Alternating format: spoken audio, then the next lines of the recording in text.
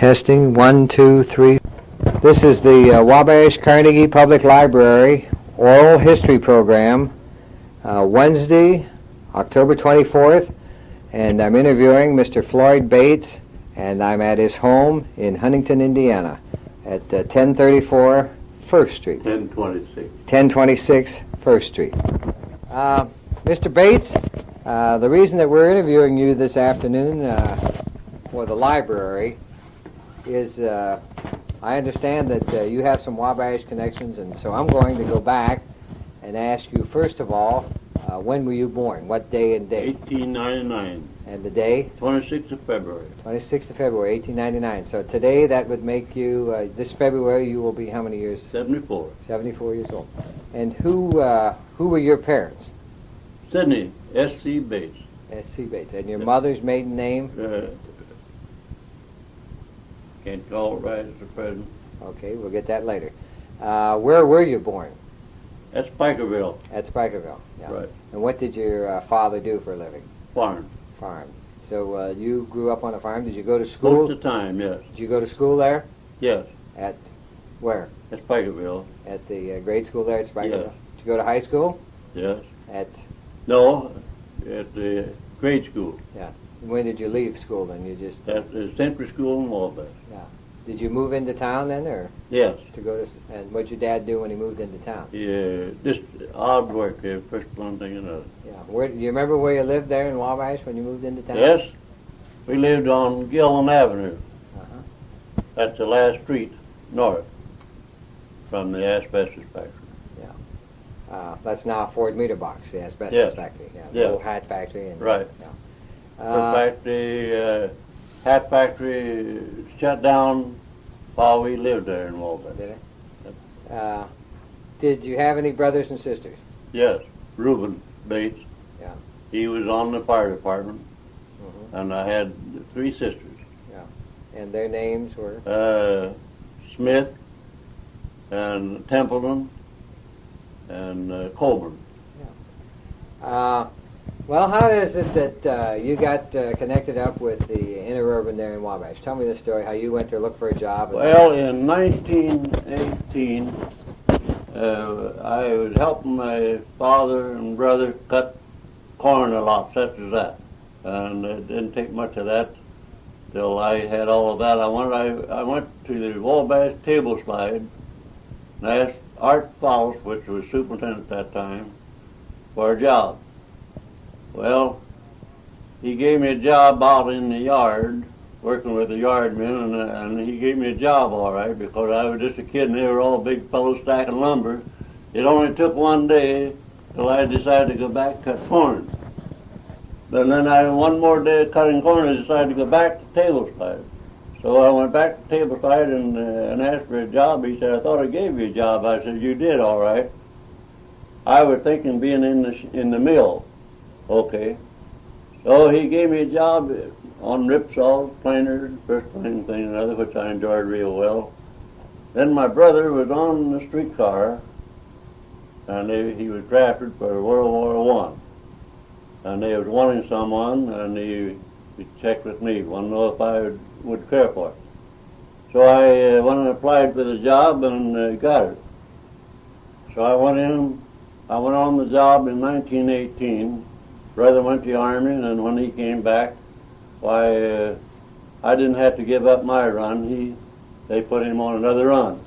Okay, what was the name of the company?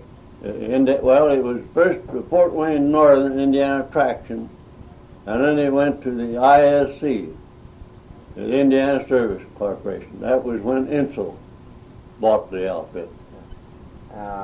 How much was your pay as you started out on this? As I remember, and back in 18, I believe I'm in the neighborhood of 33, 34 cents per hour. And what was your job to start? What did you I do? was a conductor on. They had 2-man cars. Yeah. And where did your run go from? From the south to the north end. From the south side of town to the north side? Yeah. And how long did you stay on that route?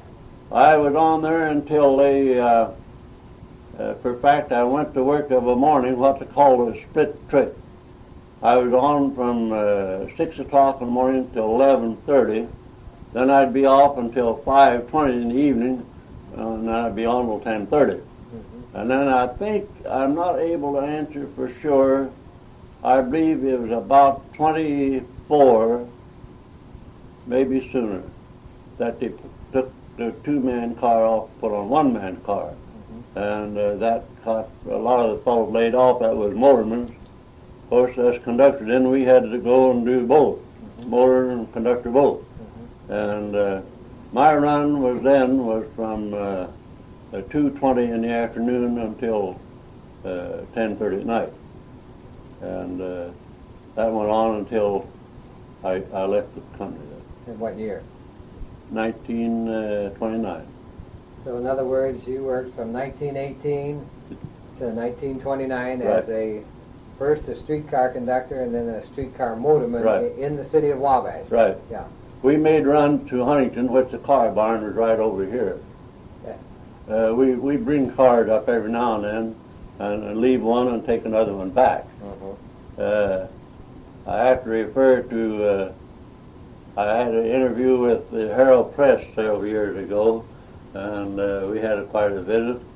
I want to know what happened unusual. I said, well, Mr. Holderman, that was the chief operator in Wabash, him and I was bringing a car to Huntington, and we had an order to meet in Urban at Diamond. That's out here west of town, just a little ways, just a little bit on the other side of where the bypass is.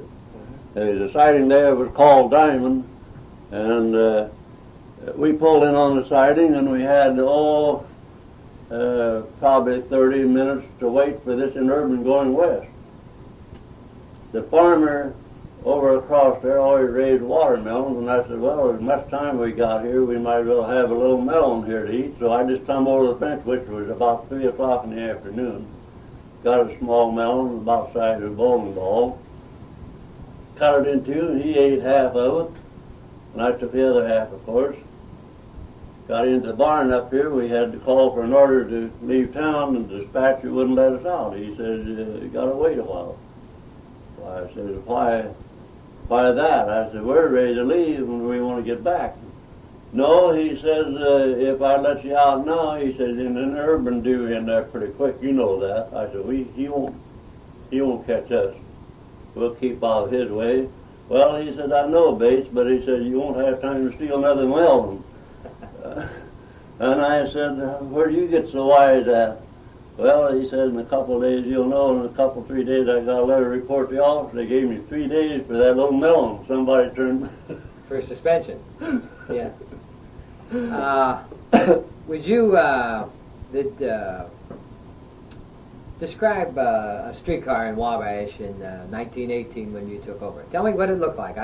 I'm a lot younger than you are, and I've never seen one in Wabash. They was a pretty fair-sized car. There was a number of, first car we worked on was 140 and 143. They were a little smaller than the some we got a little later on, which they became quite a bit larger. But the seats were along the side. The passenger faced from side to side. Then we had one that had a snow plow on the front in the winter. Why, if the snow got a little heavy, this car, we'd take it and plow the snow. It would throw the snow way over maybe to the curb as you get to going down the street. But we had a bell. Those days they had a bell above the motorman's head, which the front end was closed off from the back part of the car. And there was a bell above his head that the conductor would pull a rope that went back through. Once, that meant stop the next street. And then when you let the passengers off and you're all ready to leave, you pull a rope twice, and then that was to go on. Of course, when they put on the one-man cars, they got on and off, of course, the front door. You open the door, and they had these buzzers on each post, door buzzer button. That when they push, they sound the button out in the front end like they do nowadays. How was the car heated? electric. Very good. I was more unfortunate than some of them because they always wondered when they brought the cars down, we'd take our pick. Why, Mr. Holloman and I always worked in one car, Thurston Holloman. We called him Squirrely. I don't know where he got the Squirrely name, but he always went by Squirrely. I have his picture over on the wall. And they could never wonder why our car was always warm and the other is always cold. But I was pretty handy at that. One of a night after we'd pull in, I'd take those heaters apart, and they were high coils, electric coils. I'd cut off maybe 6 inches of those coils, and you'd really get some heat because they'd get so much hotter. And it was nice heat. There was about, there were 2 heaters out in each front end, plus there were about 8 in the car. They did a nice job. They did all right. How many passengers would this car hold? Well, I used to go over the hill every night. I mean, going north from the with the working people. I was sure of 105 or 10 every evening, but that was crowded like sardines. Well, I mean, the seats were all full and the standing room was all full. But I was sure of 528 going north with that many every evening. Of course, you had to follow the same route, and that Yes. being a streetcar. Tell me, where did the starting from the south side and going all the way out the north? Where did the streetcar go? Well, there was a double track down on the levee there, approximately where the Ford garage is now. That's where we met. And one trip you'd be going south, and then when you come back, you'd meet the other guy, and he'd be going south, and you'd be going north. Right. Up the hill. Right. Where did you start on the south side? Where was the end of the line on the south side? That's the city limits. The city limits. Which was where in those days? On Pike Street. On Pike Street. Yes. Yeah. There's something very interesting. I wish I would have picked up more about it, but we didn't. We don't do those things. But in the original time, I have a book in here telling all of that. It's very interesting. When the interurban line was built, when it first started out, it was from Wabash to Boyd Park. They call that Boyd Park was Rich Valley. Right. And this park was over by the bridge over there. And the book tells you they used to run all night in order to get the people home from Boyd Park. Well, the track used to go down, like I said, on the south side and be right on down to Rich Valley that way. Right. Go down the back way rather than going down 24. Yeah. Out through the prairie. That was the way they went. And Frank Reddick rode that thing down there many times. Well, if I got on at the city limits on Pike Street, where would the streetcar go? If I got on at the end of the line at the city limits, then where would the streetcar go?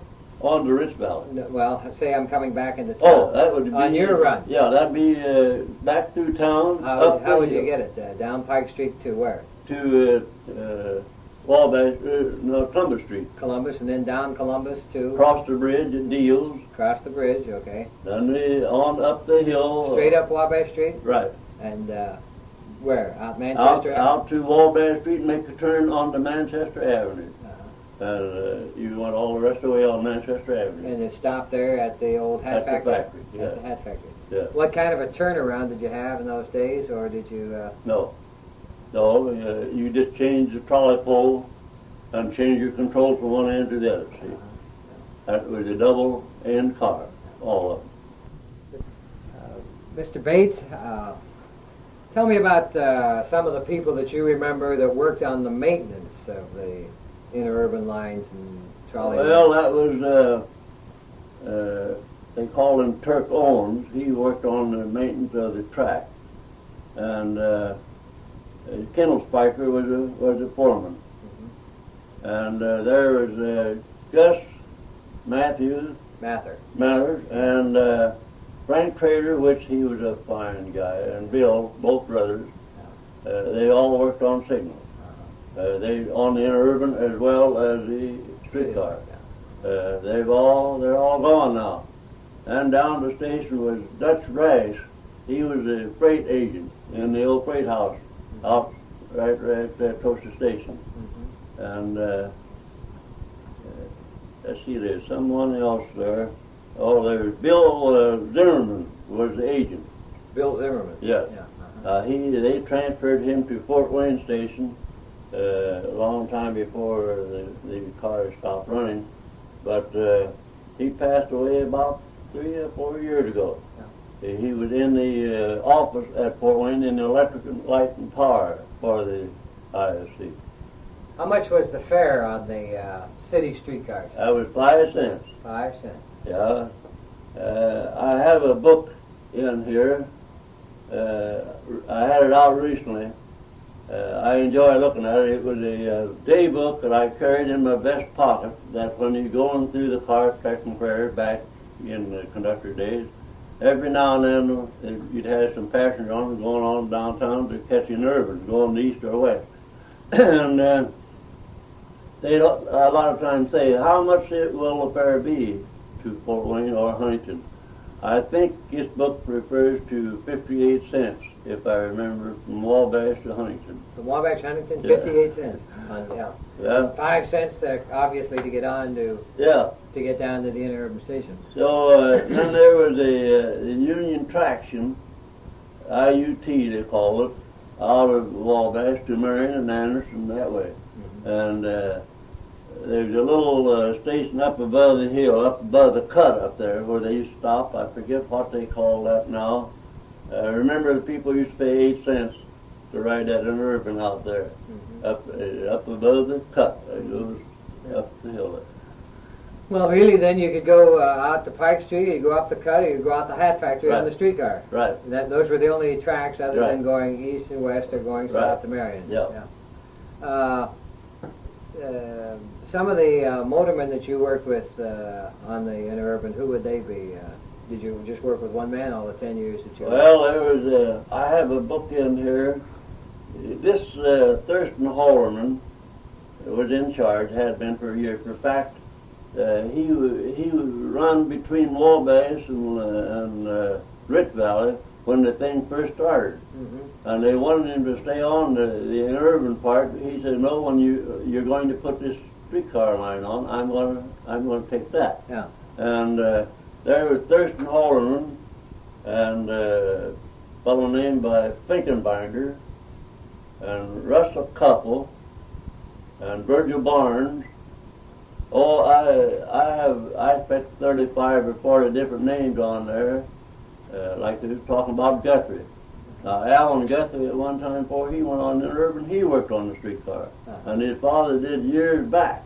But that was a progress there from 1902 and 3 and 4 up to the time. See, I had this.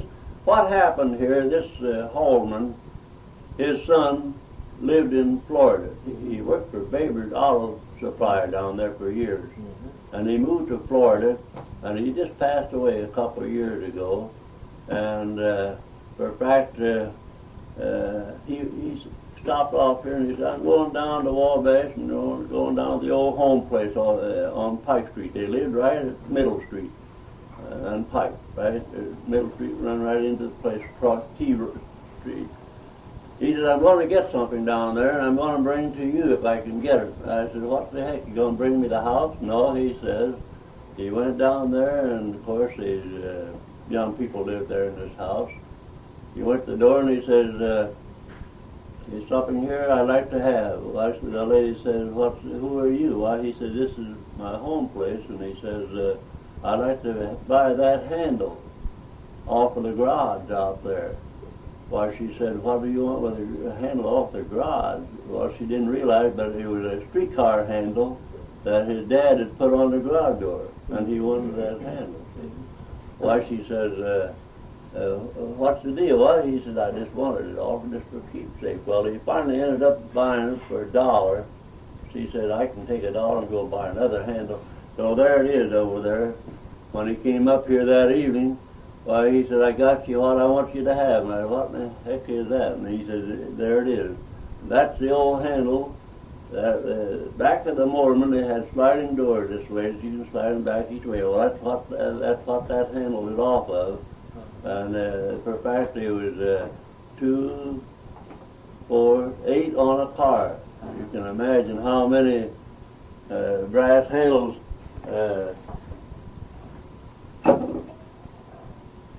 That's solid brass. You can't imagine. He brought that up here and handed it to me, and now he's gone now, of course, but I wouldn't take anything for it. Did you recognize it as soon as he handed it to you? As soon as he handed it to me, I realized what it was because I pulled on it. Do you ever recall the names of some of the early, or some of the riders that you had maybe for 10 years? Yes. People rather, by the name of Whitenecks. And what was the lady down on Orchard Street there? Whiteneck and Dawes. Remember them real well. A real cold night when people got home from the work, you know, cold, and you go down the street and see these old base burners are burning a nice fire. They hear you was out here going back and forth, you know. Some nights they didn't do too well getting out after they got home. But I'm speaking of these people in particular, which they were very nice. Of a night you come down the street and they'd flag you down and they'd probably have a hot cup of coffee and maybe a cake for you late at night. They were a lot of nice people that way. They were just outstanding. Did the streetcar stop just at the corners or any place? At every street. Every street they could get on or off. Wherever. Not the middle of the block. No. Just at the corner. No. Yeah. Now, is your wife here? Are you from Wabash also? Well, I was living from Huntington, but I live at Wabash. Did you? No, of course. I presume you did. Well, he worked there. Part of the time, yeah. Did they, of course, didn't have transfers or tokens? Could you buy tokens in those days? No, not on the 5-cent run. Fort Wayne, where it was a little more, then they had the tokens and also transfers. But they used to transfer a corner up there of an evening. Boy, they just fly off of those cars and grab another, you know, and same price, you know. Yeah. Did the streetcar company make money in Wabash, do you think? Well, they thought a lot of Wabash. They held on as long as they could due to the fact that was their first business. In Wabash? Right. They started there. That was their business, from Wabash to Rich Valley. And that was, I wish I had all that written down. I have everything down in here, but I think I'm going to say 1902, probably. All right. There they ran from Wabash to Boyd Park. That was their big business, all People's Park, and there's quite a place down there. First thing you know, I think maybe in 3 or 4, this company started building from Peru to Boyd Park. They were going to get in business all on the other way, see. And that ended up a big deal. All right. Then it wasn't long until this company gives a date, year and all, that they started in Logansport, building one to Peru. So happened in Fort Wayne, building to Wabash. Well, that all took place in about I'm guessing close, maybe 1906. Well, this original company in Wabash then bought the whole thing. And that's the way we had our interview. They bought the whole thing and combined it all together. Did some of the owners still live in Wabash when you were there? No, they were out of town. They were out. Yes. But Ed Unger used to be a crane operator, lived on the south side over there, close to Pike Street. I have it in the book here where he ran the first car when they got the track ready to go, and the car, he ran the first car from Boyd Park to Wabash. And he had trouble with the car, something happened to it, and I was reading that just recently, where he had to stay at a farmer's house the next morning. And weather like we've had these ice storms and that, was it hard to get the cars up the hill? No, no. That's when I'm down to Wabash, the wife and I, we come over the hill, I always tell her, that hill looks so much bigger now than it used to. I didn't think nothing about it. No. I could come over the hill of a night with 105 or 10 on, like I said, as well as an empty car. Mm-hmm. It had no part of the power at all. It was there. The only thing was the leaves.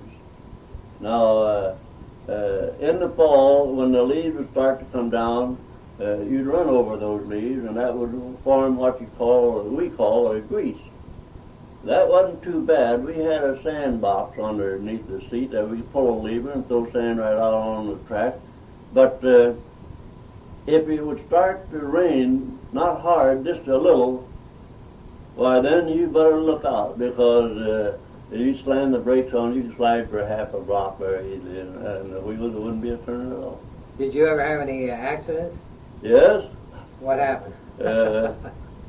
For fact, this Nathan Holland, I was telling you, his father, of course, like I said, was a foreman, and the family had a right to ride free of charge anytime. Well, this boy was in high school, and he enjoyed coming out with me and ride, which it was late at night, there's a lot of coming in, and we'd be out in the front end there, you know. And finally, one Saturday, he said, I never will forget it. He says, if you don't have an accident, raise a little excitement pretty soon, I'm going to get off and go home. Mm-hmm. And we had just rounded the curve at Wabash, Manchester Avenue, going north.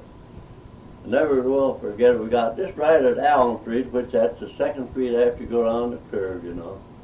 Here came a farmer with an old Model T touring car and a crate of chickens tied on the side. Well, when the car parked at the curb, there weren't room enough for a car to pass you in the streetcar at the time you were passing a parked car. There just wasn't that much room.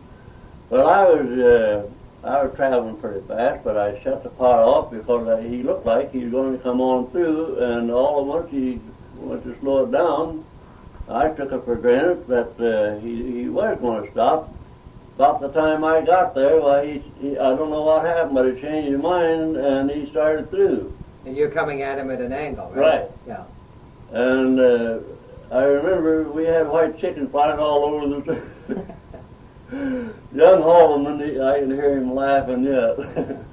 those chickens are going every direction. Anyone hurt or? No. Now there was an old fellow by the name of, used to drive the delivery truck in Wabash. His name is Bobby. No. Not Bobby? No. Oh, I wish I could think of his name. Rish? No. He drove a little Model T truck, and That wasn't Sam Bobby? no. You know Sam? I know of Used to it. ran the button factory? Yeah. This little fellow, I can't call his name. He would come off of Miami Street. You know, Miami Street comes up on the bridge as we go straight. Right. Well, I was coming off of the bridge. Here come this little truck come around, and I always did think he was asleep because he was all hunched over there, and when I got squared away with him, he was straddling my left rail. Of course, I hit him pretty hard, and they didn't have to fix the truck in. But he hobbled around on the crutch for quite a while. I wish I could think of his name because everybody and their brother remembered him. Did, other than your pay, did you have any company benefits, free rides for your family, or? Yes, we could ride in urban on pass or such as that. Yeah. No vacation? If you did, you lost it. There was no paid vacation, no.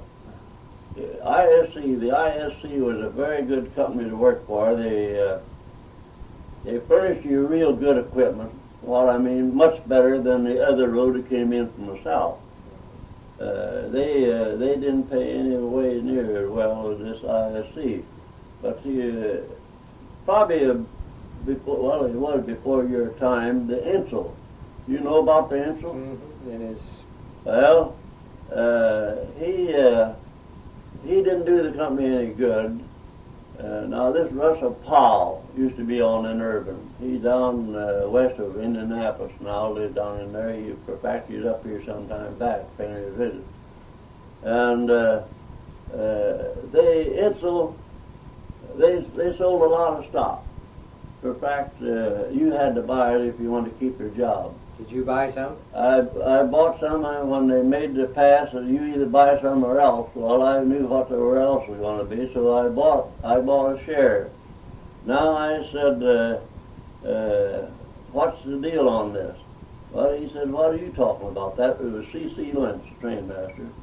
So what are you talking about? I said, what if you need some money for something or other?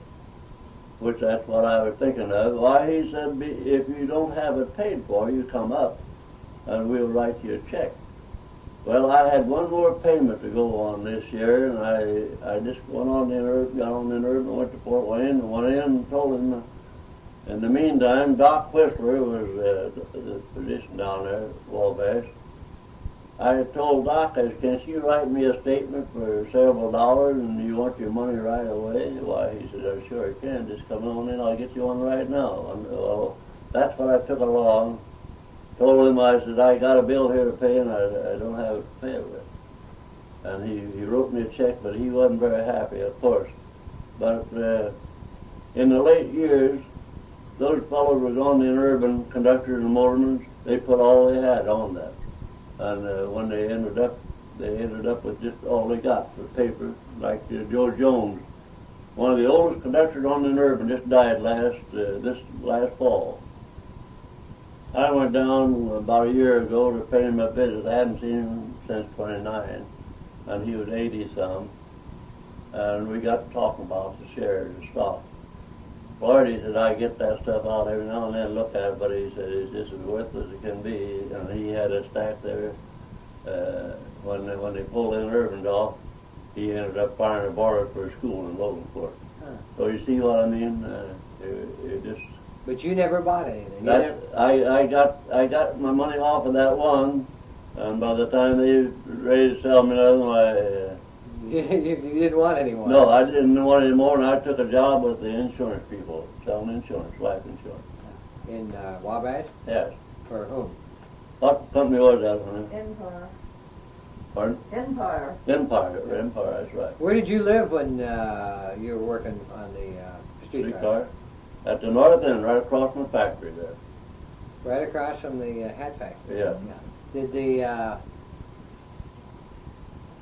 the hat workers ride the trolley? Pardon? Did the hat factory workers ride the trolley? Yes. Yes. Was that a hat factory when you was working? No. Asbestos? They weren't operating when I was on the car line. They closed that down before I went on the car line. Before you went on the car line? Yeah. It wasn't a hat factory? No. If in fact it sat there idle. Yeah. The building sat idle for a long time until this asbestos took it over, but I hauled a lot of those people. A lot of those asbestos people, we hauled a lot of them. Who owned that? I can't call that, but this man Evans was the superintendent in charge. He lived on Wabash Street, about halfway between Manchester Avenue and the bridge out on South Wabash Street there, on the left side, big brick house. And he had this coach as his helper, that is his porter. Yeah. And then that company bought this asbestos company here in Huntington. Mm-hmm. But they did real well, but why they didn't hold out in Wabash, I don't know, because this place still runs up here, not under that name now, but you know. Did you know Carl Schwab? He sold shoes for Renner Brothers and. No, I don't believe. I remember Clip used to sell shoes on that Wabash on Canal Street. Carl worked, let me see, about second or third store, and then he went to Renner Brothers there. I can't think of the name of the other store, but I'm sure that you remember it. Just the reason I mentioned it was I had interviewed him over in Ohio. Oh, is that right? Yeah, he's relative to moving to Wabash as a young man in Oh. 1899 when you were born. Yeah. And he was 18 or 19 years old then. Did you, by any chance, I always ask the same questions to everybody, and then we're going to go talk about some of these mementos around the room here. Did you by any chance know Mr. Honeywell? I know of him. Knew of him? Yeah. You ever ride the interurban or No. the train? Never. No. Never. You remember when he had the little plant there on the side of the Yeah. hill? Yeah. He had a rather interesting career. Yeah. That was funny, well, for a while. Did you? What years would that have been? During World War II or before that? That was in 27, I think, or 28. Did you, the Ku Klux Klan was active through the Midwest Yeah. here. Did you ever join? No. There was a fellow by the name of Harley Andrews. Lived right at the last house across from the factory up there on Manchester Avenue. He was very, very active in the Klan work. Well, that would have been, he would have been your neighbor then. Yes. Yeah. For fact, he's the second house from me. But I heard a lot of the Klan as far as that goes, but he was talking it all the time. But I never see it. Well, for fact, this Thurston Hallerman, he said that this Andrews, he talked this stuff to you very much. I said every time he gets on. Well, he said he's working on me too. But he says, you know, what I'm going to do, I'm going to just join enough to see just what there is to it. And Thurston signed up, and I think he told me he attended 2 meetings, and he said, as far as you're concerned, if I was you, I wouldn't go to nobody. Save your money, huh? Yeah. Well, it was a rather interesting chapter in Indiana. What happened? This Gil Howe, I had this right up in the Huntington Herald Press. I don't know how they got it down to Wabash afterwards, but Gil Howe lived right at the corner that, where the fire department is on the south side now. Where the South Side School used to be? Yeah. Yeah. Gil Howe lived right in this corner house right over here as you made the turn. He was a coal dealer. And I went around the corner going west too fast one night. They brought a car down from Huntington. It was just temporary, of course. It wasn't in very good shape. Gil, he had 3 trees out on the tree lawn, and he was standing out there for hours. They were high-powered trees. What they were, I don't remember, but he'd stand out there with a pocket knife, trimming the little bumps off of them, off the trunk, you know, and he had a support around them, you know. And he really thought the world of those trees, but this night in particular, I went around the corner too fast, and I jumped the track and went up over the sidewalk up in Gil's yard. And in doing so, I broke off all those trees. Yeah. I expect it was between 11:30 and 12 o'clock, I suppose. Gil came out on the porch in his night clothes, and he said, this is what he said, what in the hell are you doing? I said, well, don't worry about it, Gil. I said, the company will take care of this. This is an accident and can be helped. They'll take care of you. About that time, the car came around the corner going west. Some of the young guys in there, I didn't look up, didn't know who they were, but they said, well, what are you doing, Bates? What's the deal? Well, I said, make a short story out of a long one. I said, I saw a squirrel up one of those trees, and I thought I'd get it. I ended up that being down in the Wabash newspaper. It was in the newspaper then? Yeah. Has the Wabash newspaper ever interviewed you? Wabash Plain Dealer. Did they interview? Have they ever interviewed No. you since you retired? No. Yeah. How about anything funny ever happen on the streetcar line? That you Oh, yeah, this I've been able to recall right at the present, but it was a type of a job, but it was never a dull moment. Did you like it? Yes. Yeah. For fact, I've always thought a lot of it, but then they wanted me and this Russell couple, which was my partner down there, to go on in urban, but we had our rights down there, and we went on in urban. Why we would have had to start the bottom work, the extra board, which that's what kept us both out. But it was nice work, clean work, and at that time it was good at pay, but not a little better than the average working. You must have worked long hours. I must have tied you up long Yeah. hours when you Yes, worked a split shift. You take, when I went to work in the morning at 6 o'clock, you had to be in town at 6. Well, you leave the station at 6, and each one of you started each way, see? And I would get relief at 11:30. Then I would be off until 5:20. And then at 5:20 I'd go back on and as a conductor and work till 10:30. But when they put the one-man jobs on then, why, I'd take my run 2:20 in the afternoon and pull in the station 10:30. Saturday night it'd be 11:30, straight through. We didn't get no relief. That was your last run of the day? Was Yeah. it 10:30 at night? No, the other car, Mr. Couple, he ran 11:30 every night. He made an extra trip after I would pull off. And you started at 34 cents an hour? It was 33, 34 right in that And neighborhood. what was it? What was your net pay, say, by the time Well, 1929? I remember that they used to have a pay card coming through, and you go in the pay card and sign the book, and they'd give you sometimes used to cash or check. But for the 2 weeks, it would I remember it averaged right around the neighborhood of 65.80 for 2 weeks. 65.80. I remember it being 65.80. That's the way we always called it. Was that good pay That was good, damn good pay for that time. for that time? When did you get married? 31. After you left the streetcar. Yeah. You were a single man then. Well, Carefree in those days. well, no, I was married before. I lost a wife in 28. Did you have children by your first wife? Yeah. Did the kids old enough to remember you as a streetcar motorist? yes. Yeah. Yeah. How about some of the mementos around the room here? Do you have anything? You showed me the handle off the streetcar from Well, Wabash. here's a, as you see, I'm a collector. Here's a Union Traction Company lantern. That's the old Urban I was marrying. Would this be quite similar to the one you used in? Yeah, same thing. Only different up here. The letter would be ISC instead of UT. Would you describe that lantern? That's a kerosene lantern, of course, the red globe, and it's working condition. For fact, I have 36 lanterns, 9 or 10 different roads.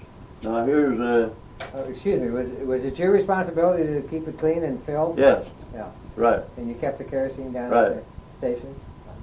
Here's a Wabash Railroad lantern here. That's the same thing. They all have their name, what road they're for. Here's a B&O, here's a C&O. So they all have their name, whatever road they make them for. Like I was looking for a long time for this lantern here because it says Union Traction Company of Indiana. Did you have much occasion to use these? Yes, especially you had to have a red one and a white one when you're down on the urban line. You had to have them with you in case you need them for flagging down or anything. But I always liked to. I had a white one, white globe, I should say, clear. I had that under the seat. I'd use that if you had to go up on top. Now that trolley pole, as you know, had a brass wheel. And you'd have to go up there and oil and grease that once in a while. And if it got to making a noise, well, that lets you know that you need to go up on top at the end of the line. And I'd always use my lantern for that purpose. It always happened in the worst Yes, possible if weather. it'd be raining, why, something that way. Then we have this, those numbers over there. You see that 81? Right. And conductor, yes. That's my cap, number, and name. That for fact they're on the cap that I'm on here. What are those pictures over there? Are they just the pictures of the Wabash Some of the cars. streetcar? Yeah. No. This over here to the left is 145. One of the old cars they had down there. The Fort Wayne newspaper had that in the paper here. Probably 4 or 5 years ago, wasn't it, girl? Yeah. And they got around over the street for 50 years. Well, over here at the other side, I had that 145 gram standing on the step. I had that same car in Wabash at that time. Hasn't anybody ever copied those pictures? Hasn't anybody ever? Well, I'm supposed to take them to Wabash. Do you know this insurance company is down on West Yes. Canal Street? Yes, yes.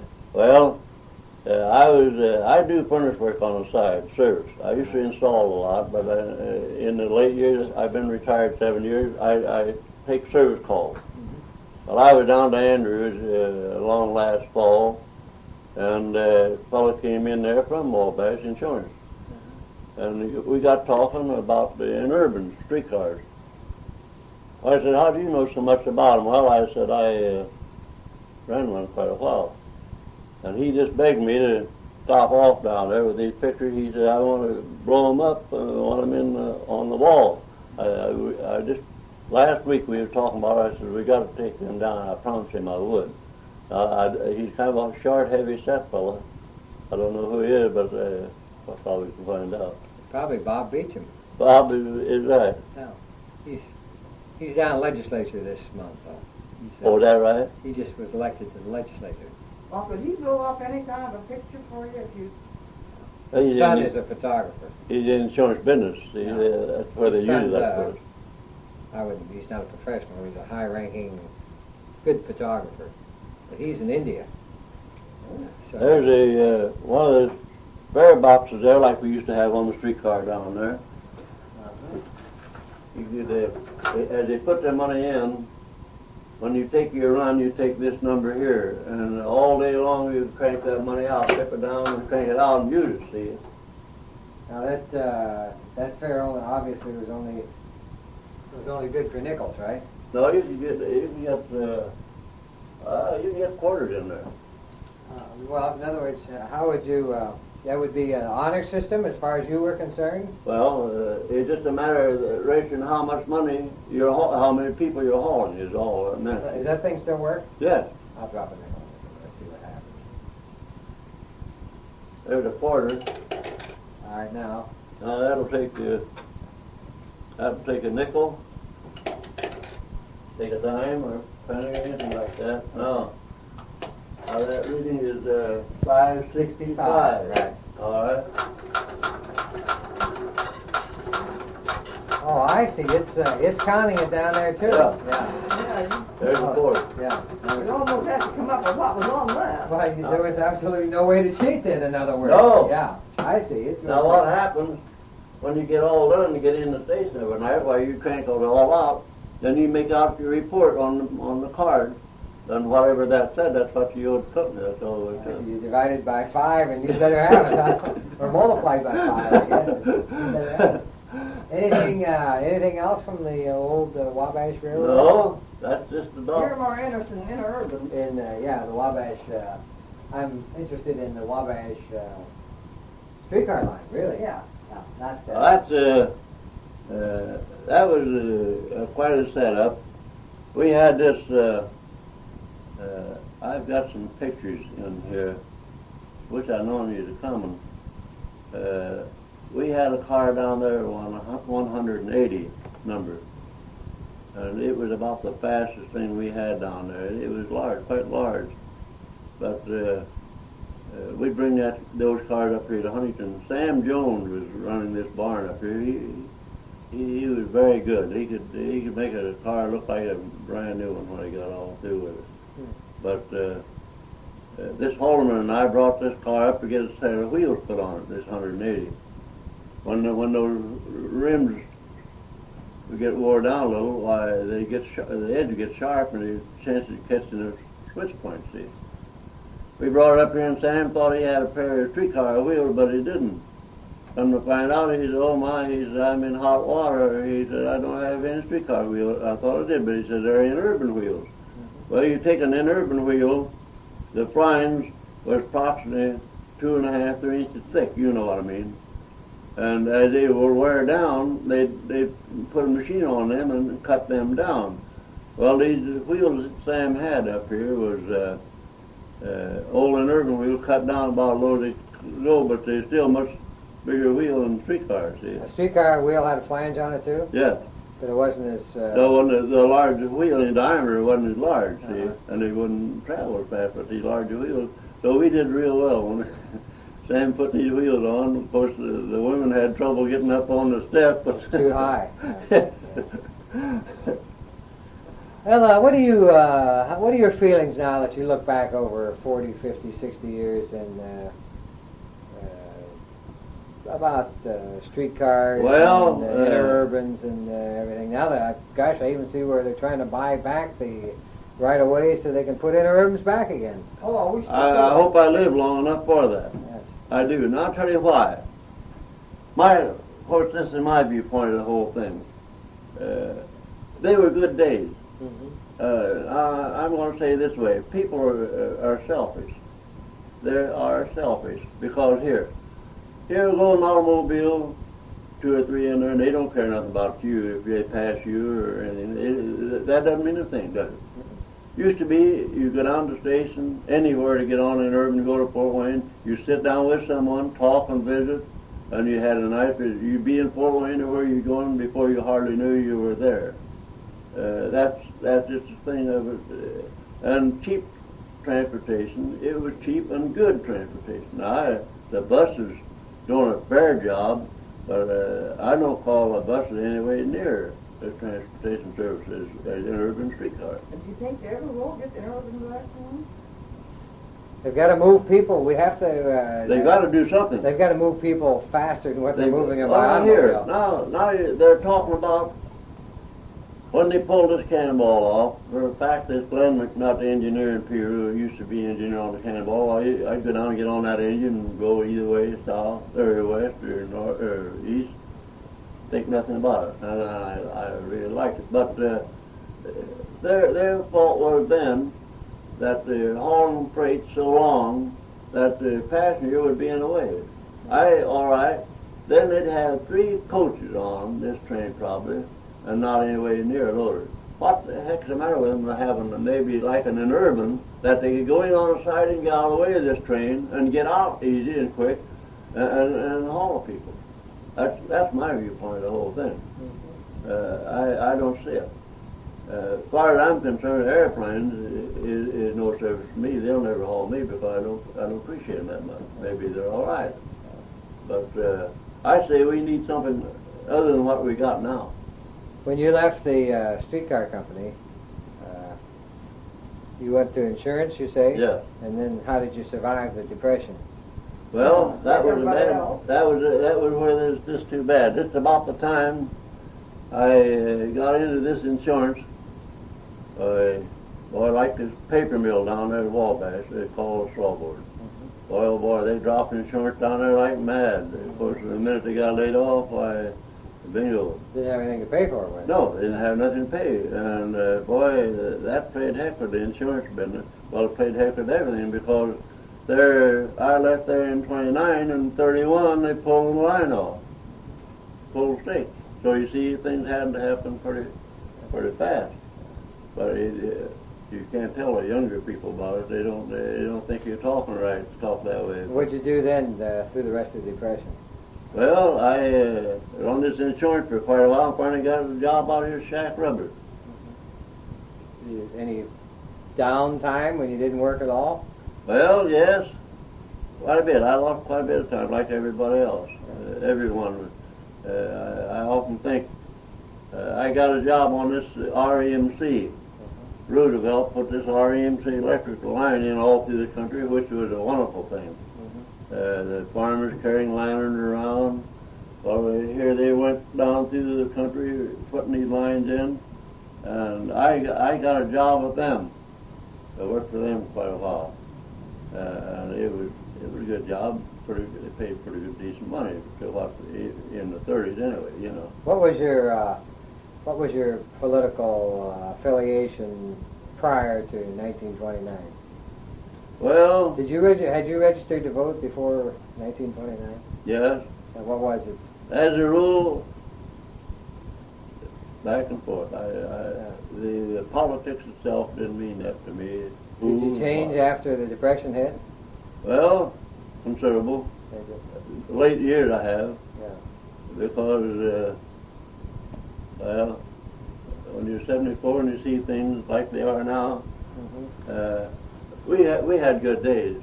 No, I don't particularly call this of today good days. I just don't see it that way. I think we had good days. People of today, they're over a barrel. Their maybe financial conditions are way higher than they should be. And I'm in a lot of homes. I work for a lot of nice people on this furnace work, and I enjoy nice people very well. But you find that everywhere. I don't know why, but this thing of today, that's where I say we've had better days. Well, I think this has been a real interesting conversation, and I want to thank you this afternoon. I'd like to, like you said, I hope to live long enough to see we have some type of transportation. Now, take the elderly people of today. The elderly people don't wish to ride an airplane. They don't care for that at all. Mr. Bates retired from working for the school, stationary engineer down at the school. At the school? At the high school? Yeah. Make sure everything's all right. Okay. As I was on the RMC, they built this new plant down here between the library and the school there on Park Drive. And they hit all these homes up north and the school and everything by city steam, see. So in 1939, I believe it was, they shut this plant down here because the line underground was so bad, losing so much steam, and everyone had to go to their own steam, own heat. Well, that's the reason they built that plant there underground.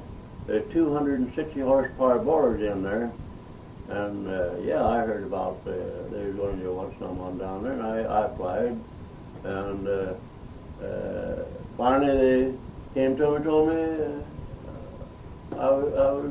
You were the man. I was in, yeah. I was on the third trick, 1107.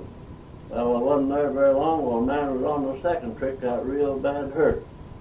They had a pole device outfit overhead, and the hook pulled out of the hoist outfit. I don't know how it ever happened, but it did, and it struck him down on it. Well, he ended up, he was off for a long time, and that promoted me into the second trick. And in the meantime, he got another job at the school system up at the high school, and he passed away of a heart attack. Well, then, they come along here then, they wanted to get rid of the chief engineer, and they ended up pushing me up to the chief engineer. So I served 26 years. At working at the school? Down here at the plant, yeah. So I retired 7 years ago. Enjoying your retirement? Pardon? Enjoying your Very well. I'm busy all the time. Like I said, well, we start early summer, servicing furnace, getting them ready for winter, fall, and it takes all your time. You don't have to wonder what you're going to be doing next. So for 74, though, I good shape. had to keep it busy. I keep watching my tape here because I think I'm at the end of the line here, so I'm going to sign the tape off and then we can visit this interview by George Dingledye.